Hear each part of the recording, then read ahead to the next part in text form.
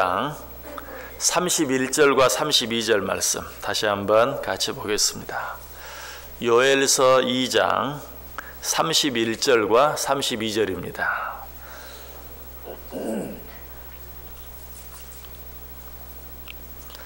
요엘서 2장 31절과 32절 우리 다 같이 한 목소리로 읽습니다.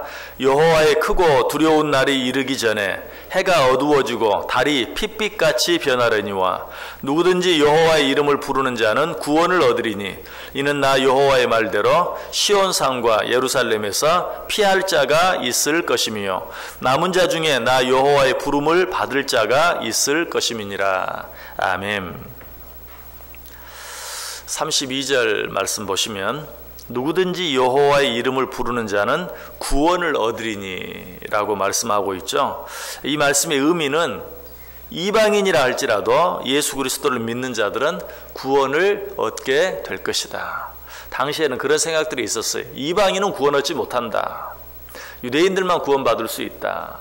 하나님의 선택받은 민족, 선택받은 백성, 유대인들만 구원받을 수 있지 이방인들은 구원받을 수 없다라는 생각을 가지고 있었어요. 그러나 오늘 이 말씀은 이야기합니다. 유대인뿐만 아니라 이방인들이라 할지라도 누구든지 예수의 이름을 부르기만 하면, 예수님을 믿기만 하면 구원을 얻는다 하는 것에 대해서 예언적으로 이야기하고 있습니다. 그래서 사도 베드로도 오직 믿음으로 구원을 받는 것이다 하는 것을 우리에게 가르쳐주면서 이 말씀을 인용해 로마서 10장 13절에 누구든지 주의 이름을 부르는 자는 구원을 받으리라. 그리고 계속해서 32절 뭐라고 말합니까? 시온산과 예루살렘에서 피할 자가 있을 것이며 남은 자 중에 여호와의 부름을 받을 자가 있을 것이라. 자, 여기 보면 시온산과 예루살렘에서 피할 자가 있다. 이 시온산과 예루살렘, 이것은 유대인들을 말해요. 자, 유대인들 가운데 피할 자가 있을 것이며 남은 자 중에 여호와의 부름을 받을 자가 있을 것이라. 자, 유대인들은 어떤 자들입니까? 예수 그리스도를 인정하지 않는 자들이죠. 유대인들은 구약만 인정해요. 신약을 인정하지 않아요. 그래서 그들은 구원받을 수 없죠. 왜? 예수를 인정하지 않기 때문에, 예수를 믿지 않기 때문에, 율법만 믿고 은혜는 믿지 않는 자들이기 때문에. 그러나 이 말씀은 지금 뭐라고 말합니까? 시온산과 예루살렘에서, 즉 유대인들 가운데도 피할 자가 있을 것이며 남은 자 중에 여호와의 부름을 받을 자가 있을 것이다. 유대인 그러면 구약만 믿고 신약을 믿지 않는 자들, 율법만 믿고 은혜를 믿지 않는 자들, 그래서 예수를 인정하지 않는 자들이라고 생각하지만 그들 가운데도 피할 자가 있고 남은 자가 있을 것이다. 완악한 유대인들 가운데도 예수 그리스도를 믿음으로 구원받을 자가 있을 것이다 하는 것에 대해서 이야기하고 있어요. 결국 이 말씀은 뭘 말합니까? 이방인, 유대인 가릴 것 없이 예수 그리스도를 믿는 자는 누구라도 구원함을 얻는다. 믿음으로 구원 얻는 것에는 이방인이나 유대인이나 어떤 구별이 없고 차별이 없다 하는 것에 대해서 우리에게 말해주고 있어요. 누구라도 예수 그리스도의 이름을 부르는 자, 누구라도 주의 이름을 부르는 자는 구원을 얻을 것이다. 이 사실에 대해서 골로새 3장 11절이 분명히 말합니다. 거기에는 헬라인이나 유대인이나 할레파나 무할레파나 야만인이나 수구디아인이나 종이나 자유인이나 차별이 있을 수 없나니 오직 그리스도는 만유시요 만유 안에 계시니라. 예수 그리스도를 믿고 구원 얻는 데는 어떤 차별도 없다. 로마서 2장 21절과 22절도 이제는 율법 외에 하나님의 한 의가 나타났으니 율법과 선지자들에게 증거를 받은 것이라. 곧 예수 그리스도를 믿음으로 말미암아 모든 믿는 자에게 미치는 하나님의 의니 차별이 없느니라. 예수 그리스도를 믿는 믿음으로 구원 얻는 일에는 어떤 차별도 없다. 자, 우리가 바로 이 차별 없는 은혜로 말미암아서 구원함을 얻었어요. 하나님의 자녀가 되었어요. 천국 백성이 되었고 천국 시민이 되었어요. 자, 그렇다면 이처럼 놀라운 은혜를 받은 우리들이 반드시 기억해야 할 일은 무엇입니까? 첫째는 누구에게라도 복음을 전할 수 있어야 돼요. 누구에게라도. 왜? 예수 그리스도를 믿고 구원을 얻는 것은 누구에게도 차별이 없어요. 누구라도 주의 이름을 부르면 구원을 얻을 수 있어요. 그러면 우리는 복음을 전하는 일에 어떤 차별도 가져서는 안 돼요. 여러분, 우리나라가 정말 교회가 가장 부흥하고 기독교가 가장 부흥할 때 4명에 1명이 그리스도인이다 라고 말했어요. 정말 적은 수가 아니에요. 세계 어느 나라도 그런 나라가 없어요. 그런데 아무리 4명에 1명이 그리스도인이라 할지라도 4명에 3명은 예수를 안 믿는 사람이. 그렇다면 우리 가운데 얼마나 우리가 전도해야 할 사람이 많습니까? 4명에 1명이 예수 믿는다면 4명에 3명은 내가 전도해야 할 사람이. 그런데 우리는 가끔 내가 전도해야 할, 내가 누구를 전도할까? 그럴 때 어떤 생각이 듭니까? 전도할 사람이 하나도 없는 것 같아. 전도할 사람이 없어요. 누구를 전도하지? 분명 4명에 1명만 예수를 믿고 4명에 3명은 예수를 안 믿는 사람인데 누구에게 전도를 하지? 전도할 사람이 없는 것처럼 보여요. 왜 그렇습니까? 내 나름대로 전도를 할 만한 사람과 그렇지 않은 사람을 구별하기 때문에 그래요. 저 사람 전도해도 소용없어. 저 사람은 절대로 예수 믿지 않을 거야. 저 사람한테 전도했다가 내가 무슨 봉변을 당할지 몰라. 뭐 등등 여러 가지 많은 내 마음대로 생각을 하기 때문에 이 사람 생각했다가 그 사람 아니야. 저 사람 생각했다가 그 사람도 아니야. 전도할 사람이 없어요. 자, 그런 우리들에게 오늘 하시는 말씀이 아니다. 그런 차별, 그런 구별이 있을 수 없다. 너는 전도할 때 어떤 선입견이나 어떤 편견도 갖지 말고 누구라도 주의 이름을 부르기만 하면 구원 얻을 수 있다는 사실. 네 눈에 보기에는 도무지 구원받지 못할 것처럼 보여도 모든 사람이 예수 믿는다 할지라도 저 사람은 예수 믿지 않을 것 같다 할지라도 그런 거 생각하지 말고 복음을 전하라. 누구든지 유대인이나 헬라인이나 자유자나 종이나 모두가 예수 그리스도를 믿기만 하면 구원을 얻을 수 있다. 그러므로 너는 나가서 모든 자들에게 복음을 전하라. 사도 바울이 그렇게 했어요. 사도행전 20장 27절에 보면 이는 내가 꺼리지 않고 하나님의 뜻을 다 여러분에게 전하였습니다. 내가 꺼리지 않고 복음을 전했다.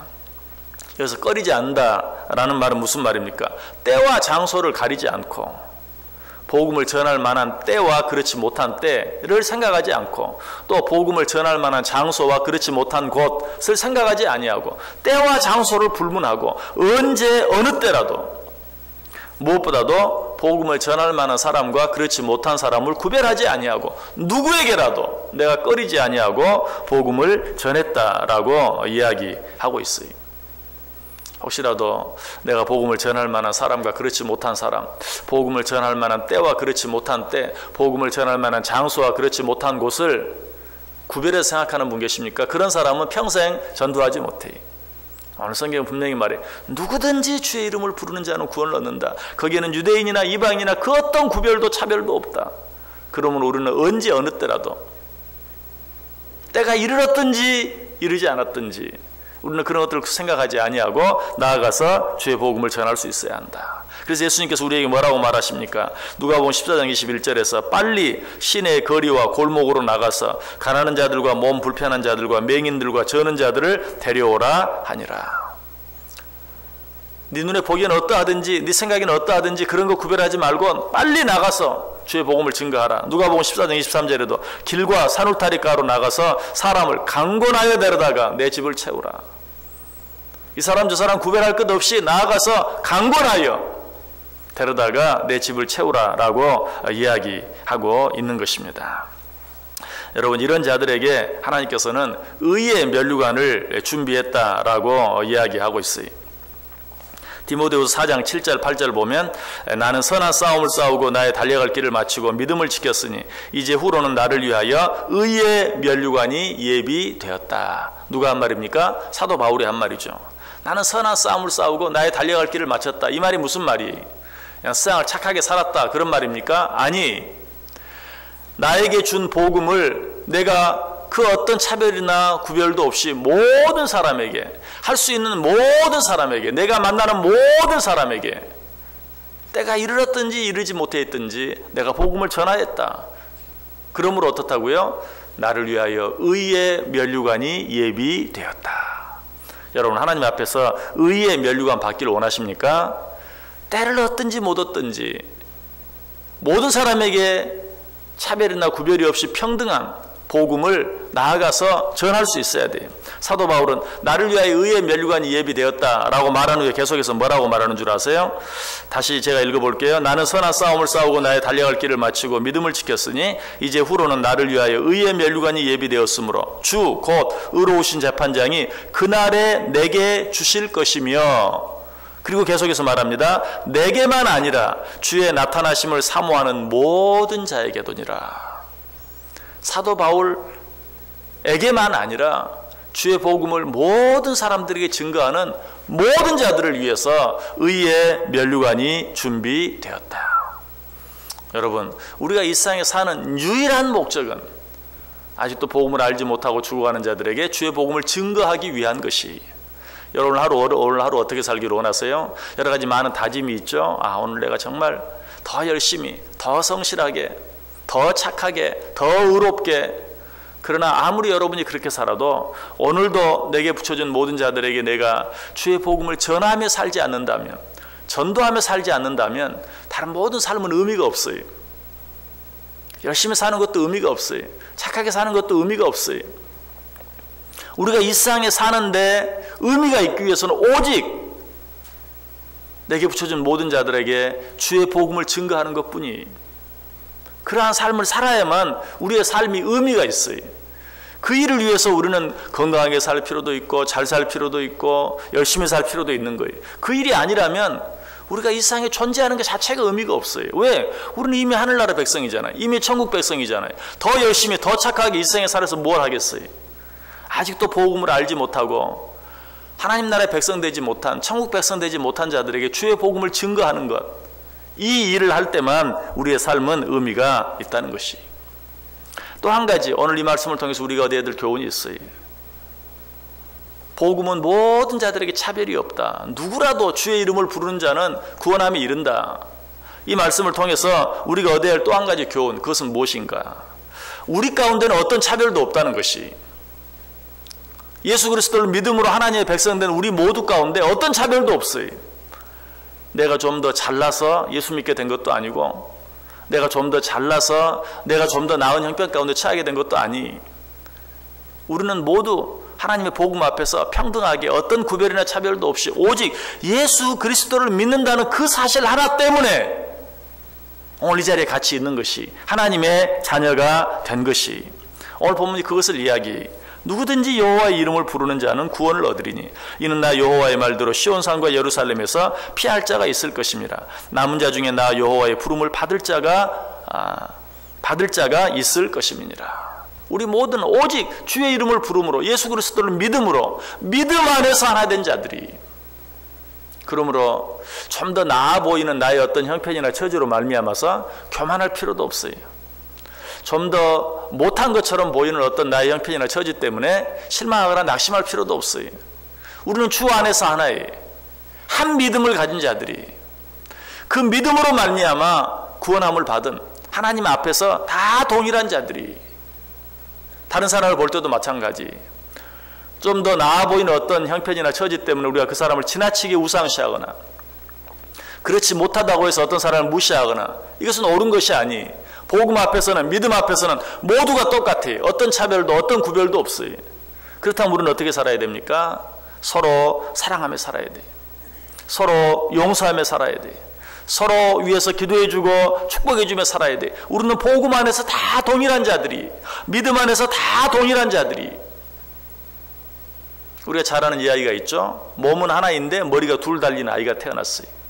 법적으로 이 아이를 둘로 볼 것인가 하나로 볼 것인가 논쟁이 붙었어요. 어떤 결론이 납니까? 자, 이 머리가 둘인 이 아이의 한 머리를 때렸을 때 이 두 머리가 같이 울면 이 아이는 하나이고, 한 머리를 때렸는데 다른 쪽 머리는 울지 않고 웃고 있다면 이 아이는 둘이다. 얼마나 정확한 결론입니까? 자, 우리는 복음 안에서 하나라고 그랬어요. 우리가 정말 하나인지 하나가 아닌지 어떻게 알 수 있습니까?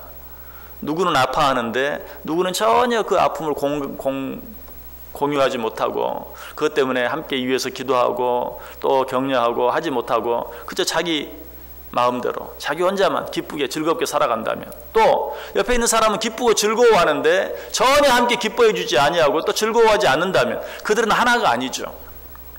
오늘 말씀 말이 우리는 복음 안에서 하나다. 복음은 어떤 차별도 없다. 우리는 믿음으로 말미암아 하나가 되었다.